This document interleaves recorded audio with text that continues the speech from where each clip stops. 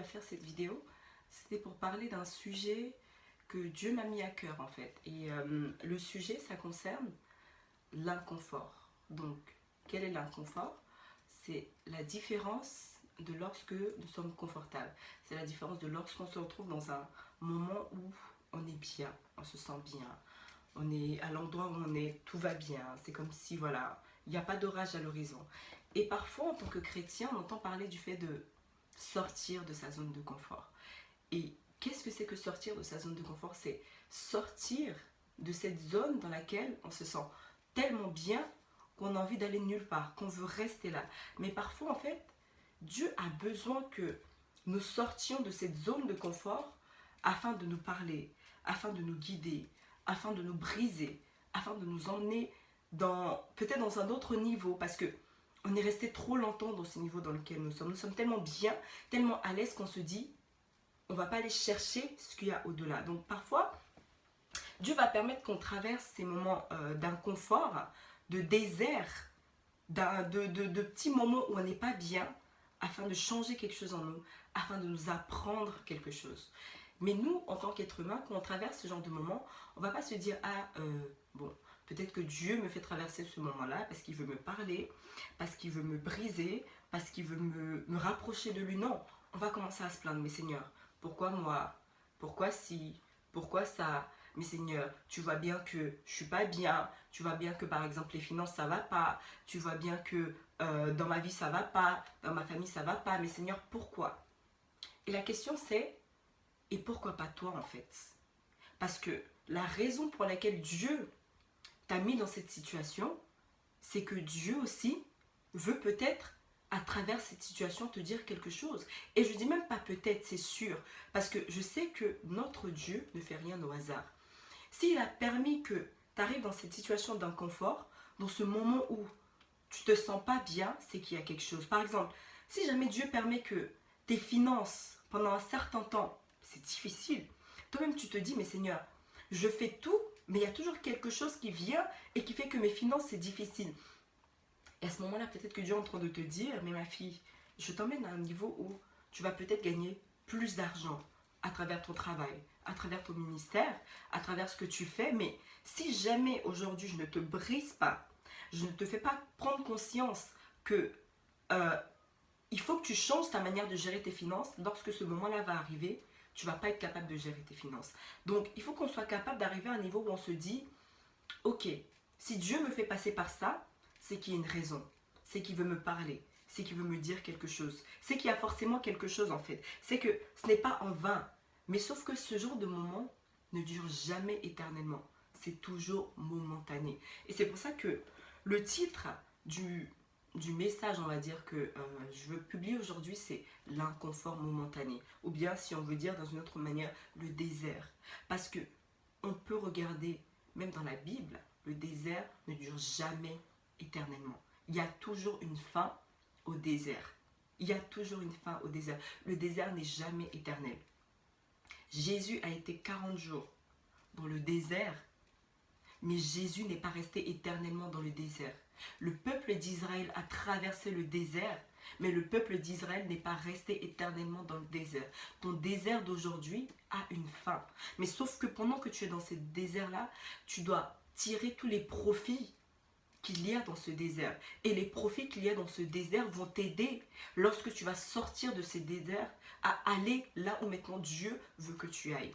Parce que Dieu veut t'enseigner quelque chose, parce que Dieu veut te montrer quelque chose, parce que Dieu c'est celui qui voit au-delà en fait. Nous, on a une vision qui est limitée, mais sauf que Dieu il n'est pas illimité, il est au-dessus de toute chose, donc il voit tout. Il voit tout.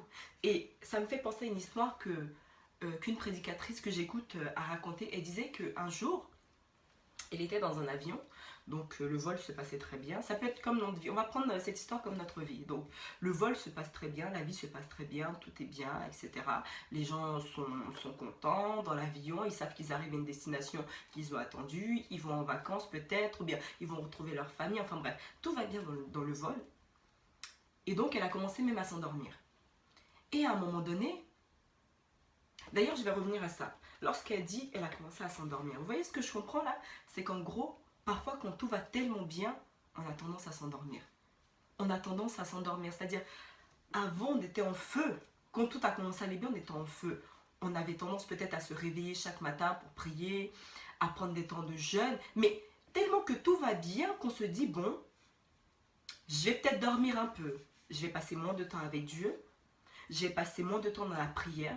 Je vais passer moins de temps à jeûner parce que tout va bien. Mais sauf qu'on oublie, c'est que la Bible dit que le diable, il rougit, il rôde chaque jour. Lui ne s'arrête pas. Lui ne se dit pas tout va bien parce que lui, il sait que son temps approche. Il sait que bientôt, Jésus revient. Donc, il sait que son temps, il ne lui reste pas beaucoup. Mais nous, comme on n'a pas cette conscience du fait que Jésus revient bientôt et que notre temps qu'on a aujourd'hui n'est pas illimité, on se dit, bon, on va dormir un peu. Donc, elle, c'est pareil, elle était dans cet avion et elle dormait un peu. Donc, elle s'est endormie parce que tout allait bien dans le vol. Mais d'un coup, l'avion a commencé à perdre de l'altitude.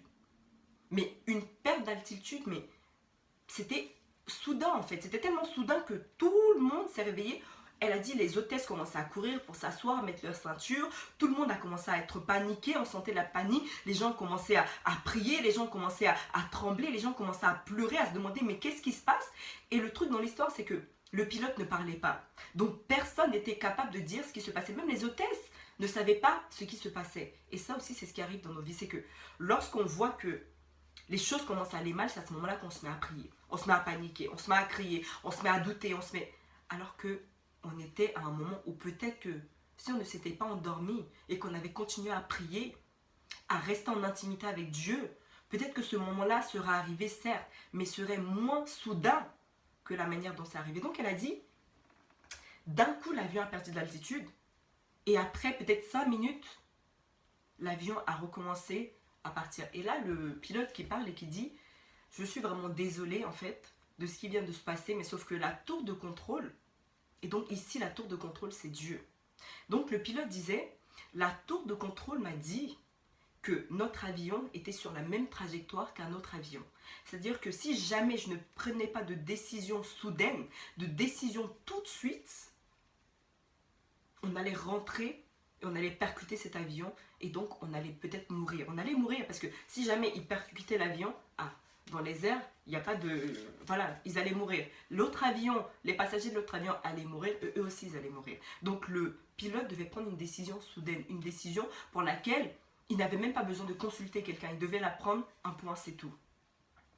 Et là, les gens dans l'avion se sont rendus compte que, ah oui, en fait, si le pilote n'avait pas pris cette décision soudaine, c'est vrai que pendant 5 minutes, on était dans la panique. Pendant 5 minutes, c'était difficile, on croyait qu'on allait mourir. Mais au moins, après, tout va bien. On est sûr d'arriver à destination. Et donc, c'est la même chose avec Dieu. C'est que parfois, tu te trouves dans cette situation, tu penses que tout va bien, mais sauf qu'il y a un obstacle qui va te percuter tellement fort. Il y a un impact qui va arriver dans ta vie qui va être tellement fort que cet impact-là peut t'amener à mourir. Mais sauf que Dieu, dans sa souveraineté, Dieu, du fait qu'il a tellement soin de nous, il prend tellement soin de nous et il est tellement mindful, comme on dit en anglais, nous concernant, donc il va dire, ok, je dois prendre une décision soudaine. C'est-à-dire que cette personne, sa vie va bien, elle pense que tout est tranquille, mais il y a cet impact qu'elle ne voit pas qui arrive. Donc, je dois la faire partir quelque part, la projeter peut-être dans un moment difficile, afin de la façonner pour que déjà cet impact ne l'atteigne pas, mais que lorsqu'elle va sortir de là, sa vie va repartir et elle va repartir sur la bonne trajectoire. Et donc Dieu, en tant que notre pilote, en tant que celui qui voit tout, en tant que la tour de contrôle, il est en même temps la tour de contrôle et il est en même temps le pilote. Dieu est tout dans notre vie. Et Dieu est celui qui connaît le début de la fin. C'est Dieu qui sait où tu vas, c'est Dieu qui sait où tu vas et c'est lui qui sait où il t'emmène. Donc parfois quand il nous fait traverser des situations, on ne doit pas se dire « Oui, mais Seigneur, c'est difficile. » Oui, c'est difficile, mais c'est pour un temps. C'est pour un temps. Et c'est pour ça qu'il m'a mis ce message à cœur. Il a dit « Il faut que vous passiez par un temps d'inconfort momentané. » Il a dit parce que lorsque ce moment d'inconfort momentané va passer, après, tout ira bien. Vous voyez, moi, par exemple, avant de venir à Christ, on va dire que dans ma vie, je savais où j'allais. J'avais ma direction, je savais ce que je voulais faire.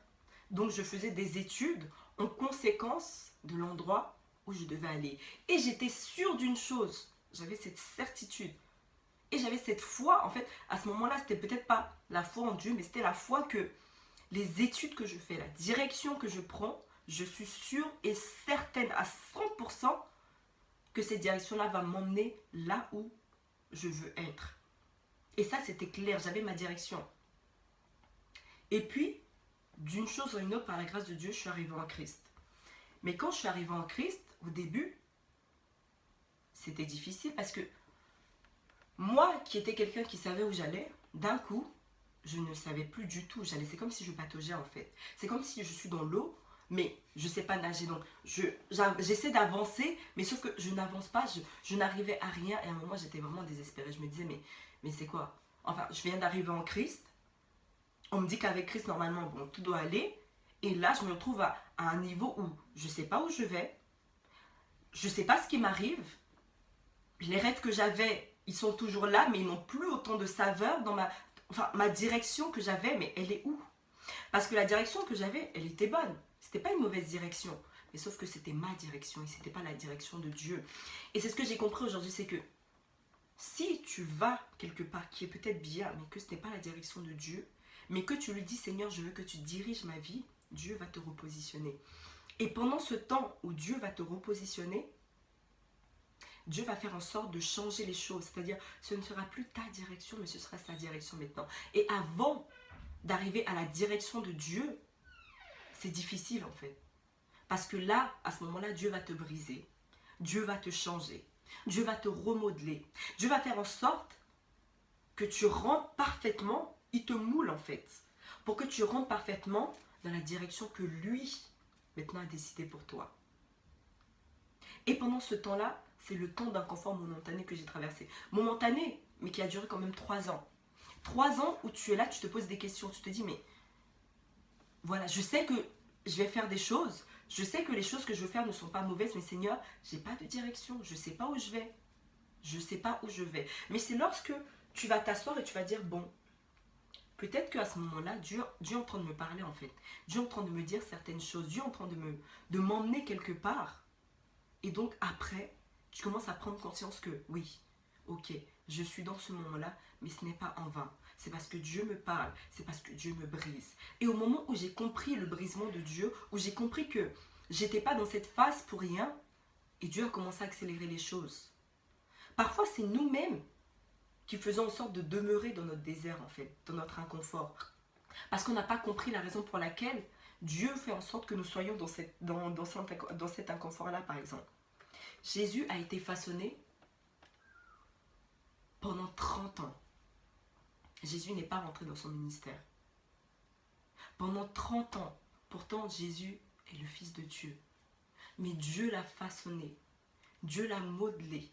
Dieu a fait en sorte qu'il soit celui qu'il veut qu'il soit avant de l'emmener maintenant rentrer dans son ministère. Le ministère de Jésus a duré 3 ans. 1, 2, 3. Et c'était il y a plus de 2000 ans en arrière. Mais pourtant, aujourd'hui encore, aucun homme avec des ministères de 40 ans, des ministères de 60 ans, des ministères de 15 ans, des ministères de 20 ans, n'a été capable de faire ce que Jésus a fait. Jusqu'aujourd'hui, on parle encore de Jésus alors que son ministère a duré que 3 ans. Ce n'est pas la course en fait. C'est ce que le Saint-Esprit m'a fait comprendre, c'est que ce n'est pas la course. Dieu t'emmène quelque part. Mais elle a la capacité d'accepter le changement. Mais elle a la capacité de retenir les leçons. Mais elle a la capacité d'apprendre dans ce moment où tu es. Parce que ce moment-là, ça ne va pas durer éternellement. Mais sauf que tu as des choses à apprendre dans ce moment-là. Tu as des choses à découvrir dans ce moment-là. Et lorsque tu vas découvrir ces choses, c'est à ce moment-là que Dieu va permettre que tu puisses entrer là où il veut que tu entres. Parce qu'il ne va pas t'emmener si tu n'es pas prêt. Mais ce moment-là, il est en train de te préparer. Il est en train de te préparer. Et lorsque tu seras prêt, Dieu va dire, ok, maintenant c'est bon, tu peux y aller. Mais il ne va pas te faire aller alors que tu n'es pas prêt, non. Parce que déjà d'une, ce ne sera pas bon pour toi. Et ce ne sera pas bon pour lui. Parce que lui, lorsqu'il fait quelque chose, il fait les choses excellemment. C'est un Dieu d'excellence que nous servons. Ce n'est pas un Dieu de médiocrité. Il n'envoie pas n'importe qui. Certes, il est celui qui rend capable. Il rend l'incapable capable, certes. Mais sauf qu'il prend un temps avec toi. Et pendant ce temps qu'il prend avec toi, il va te remodeler. Pendant ce temps qu'il prend avec toi, il va te briser. Pendant ce temps qu'il prend avec toi, l'Éternel va te changer. Pour que ce ne soit pas ce que tu dises qui ait plus d'impact, mais aussi ta vie qui ait de l'impact. Parce que Dieu n'attend pas de nous qu'on parle forcément, mais comment est-ce qu'on agit. Jésus n'avait pas besoin de beaucoup parler. Jésus n'avait pas besoin de faire sa pub. Jésus agissait simplement. Ses actes parlaient pour lui, pas ses paroles. Certes, ses paroles avaient de l'impact, mais ses actes ont eu plus d'impact. Parce que lorsque Jésus guérissait, c'est ce qui se propageait. Ce n'est pas ce que forcément Jésus disait qui se propageait, mais c'est ce que Jésus faisait qui se propageait. C'est le style de vie de Jésus qui se propageait. C'est les actions que Jésus posait qui se propageaient. Quelles sont les actions que tu poses? Quel est ce que tu dis? Est-ce que ta vie parle pour toi? Est-ce que tes épreuves parlent pour toi? Parce que ces épreuves-là seront ton témoignage de demain aussi. Parce que tu vas pouvoir dire, le Seigneur m'a changé, le Seigneur m'a brisé.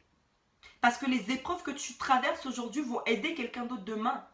Donc il ne faut pas négliger les épreuves qu'on traverse aujourd'hui. Il ne faut pas négliger ce moment d'inconfort, ce désert qu'on traverse aujourd'hui. Le Saint-Esprit m'a dit, le désert est bon. On doit désirer le désert. Parce que lorsque tu sors du désert, tu peux arriver à la terre promise. Mais sans passer par le désert, tu n'arriveras pas à la terre promise. Nous ne devons pas croire que la chrétienté c'est bonbon. La chrétienté c'est doux. Non. La chrétienté, il y a des épreuves. Parce que ce sont ces épreuves-là qui vont te qualifier pour rentrer maintenant là où Dieu veut que tu ailles. Pour rentrer dans ton couloir. Donc voilà. Voilà ce que vraiment le Saint-Esprit a mis sur mon cœur de partager avec vous. J'espère que cela va aider une sœur, un frère, une personne. Et que vraiment toute la gloire revienne à Dieu. Je prie dans le nom de Jésus que ce que je viens de dire, Seigneur, puisse aider mon frère, puisse aider ma sœur à se rendre compte que le désert que nous traversons, les déserts que nous allons traverser ne sont pas pour nous faire du mal.